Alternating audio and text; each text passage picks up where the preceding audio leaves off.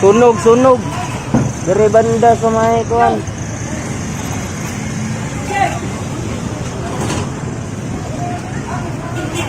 Dari atbang sa RCBC.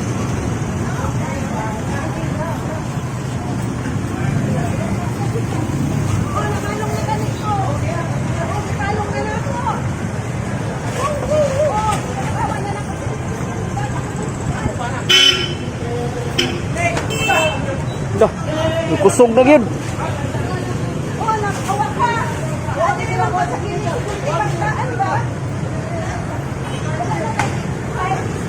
Nagkaguliyang kaganina sa nahitabong sunog ang mga trabahante sa Dimdi.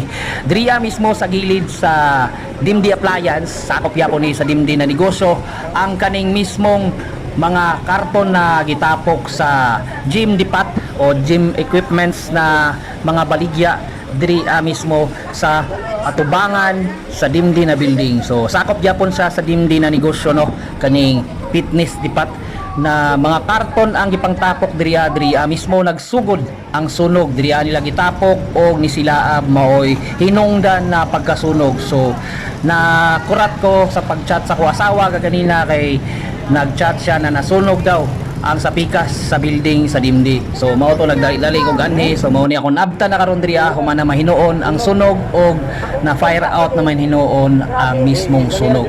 So kaning mga karton mismo ang dahilan, no, pag silaab sa mga karton na gitapok diriya sa gilid sa mismong fitness gym dipat og mao ni ang gipanggamit na mga fire extinguisher sa Dimdi. So akong asawa gipang dali-dali nila ni og kanang gawas para magamit sa pag-apula sa mismong sunog dito sa gilid. So lisod kayo kung makatabok ang sunog diri kay daghang kay appliances diri sa Dimdi Appliance sa gilid mismo.